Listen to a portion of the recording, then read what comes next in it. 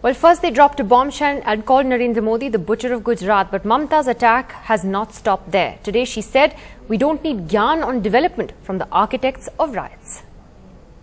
এই মানুষটা যদি প্রধানমন্ত্রীর দায়িত্বে প্রধানমন্ত্রী পদপ্রার্থী বলে যাকে আপনারা প্রজেক্ট করছেন তিনি যদি কোনোদিনও দেশের দায়িত্বে আসেন দেশটার দুর্ভাগ্য দেশে ভয়ঙ্কর কালো দিন ফিরে আসছে গুজরাটের মানুষকে আমি ভালোবাসি দে are very good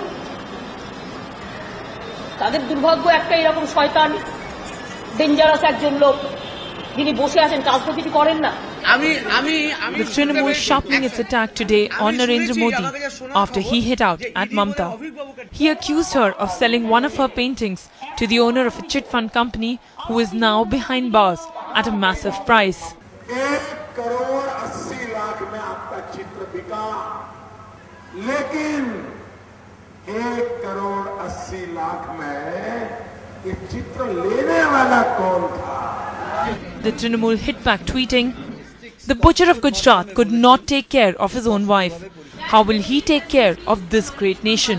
Modi reacted sharply to the Trinamool's comments attacking both the Congress and the TMC. Who is Mr. Chidambaram trying to protect in Sharda Chit Fund scam? India assures total investigation into the scam where people were cheated. I think people should have a deeper sense of commitment to democracy. Criticism is a way of life.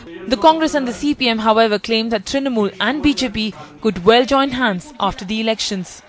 चुनाव के बाद 12 तारीख को आखिरी vote पड़ने के बाद कहीं ऐसा ना हो कि कोई इनकी और बातचीत हो जाए. Post elections, I wouldn't be surprised at all if the Trinamool Congress is back to its act of trying to prop up a Modi government.